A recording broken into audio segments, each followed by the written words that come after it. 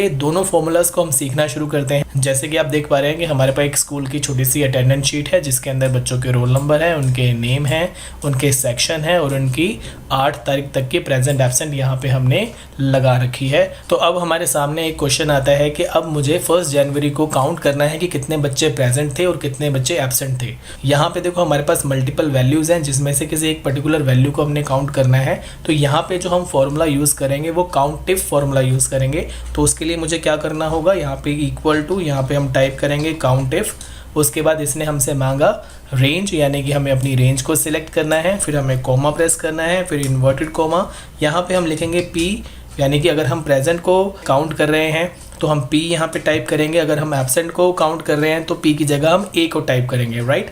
और यहाँ पे इन्वर्टेड कोमा क्यों लगाया गया, जब फॉर्मूले में कोई अल्फ़ाबेट्स आ जाते हैं तो हम उसको डायरेक्टली नहीं लिखते, उसको इन्वर्टेड कोमाज में लिखा जाता है। ऐसे ही यहाँ पे ब्रैकेट को क्लोज करेंगे और हम एंटर प्रेस करेंगे तो हमें पता चल जाएगा कि हमारे पास जितने भी स्टूडेंट्स हैं उसमें से कितने स्टूडेंट प्रेजेंट हैं। एब्सेंट निकालने के लिए सेम फॉर्मूला हम अप्लाई करेंगे, यहाँ पे इक्वल टू काउंट इफ।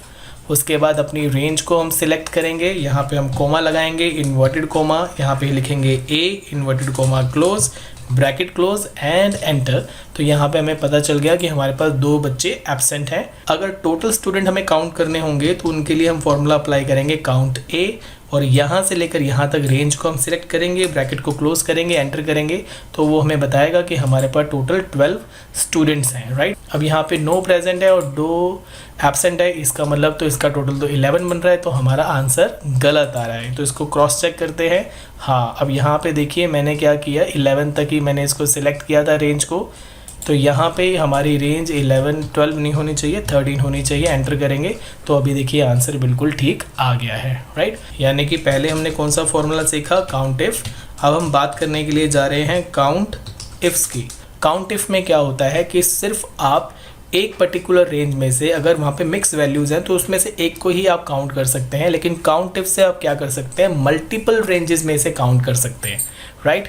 जैसे कि अगर हम बात करें तो जो दूसरा क्वेश्चन हमारा है वो ये है कि मुझे टोटल स्टूडेंट काउंट करने हैं, लेकिन यहाँ पे कंडीशन क्या एंटर हो गई है कि हमारे पास जो सेक्शन है वो ए सेक्शन के टोटल प्रेजेंट स्टूडेंट हमने काउंट करने हैं। जैसे अभी हमने यहाँ पे 10 निकाला, यहाँ पे क्या है कि सेक्शन ए के भी हैं और सेक्शन बी और सी दोनों के हैं, लेकिन अभी हमारे पास क्वेश्चन क्या आ गया है कि मुझे टोटल प्रेजेंट स्टूडेंट को काउंट करना है, लेकिन सिर्फ सेक्शन ए वाले को।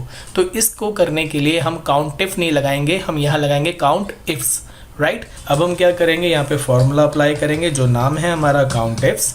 ब्रैकेट ओपन करेंगे, क्राइटेरिया रेंज 1, पहला क्राइटेरिया है मेरा सेक्शन का, कोमा, इन्वर्टेड कोमा, इसमें से मुझे किसको ढूंढना है, सेक्शन ए को, कोमा किया और यहाँ पे इन्वर्टेड कोमा क्लोज, फिर कोमा। अब पूछ रहा है वो क्राइटेरिया रेंज 2, मेरा दूसरा क्राइटेरिया होने वाला है ये वाला, इसमें से मुझे काउंट करना है किसको, प्रेजेंट को, inverted comma close, bracket close and enter. तो यहाँ पे हम देख पा रहे हैं कि हमारा आंसर कितना आ गया, 3। यानी कि 1 जनवरी को सेक्शन ए के अंदर 3 स्टूडेंट प्रेजेंट हैं। ऐसे ही अगर हम सेक्शन बी का निकालना चाहेंगे तो क्या करेंगे, equal to count ifs, bracket open, criteria range 1 section वाली, कोमा, इन्वर्टेड कोमा, यहाँ पे हम लिखेंगे section B, inverted comma close, comma. उसके बाद दूसरा क्राइटेरिया रेंज क्या है मेरा, ये वाला, ठीक है। क्राइटेरिया रेंज हमने बता दी, कोमा, फिर इन्वर्टेड कोमा में हमें उसका क्राइटेरिया बताना होता है। तो यहाँ पे अब की बार का मेरा क्राइटेरिया अगेन पी है, यानी कि प्रेजेंट है, inverted comma close, bracket close and enter.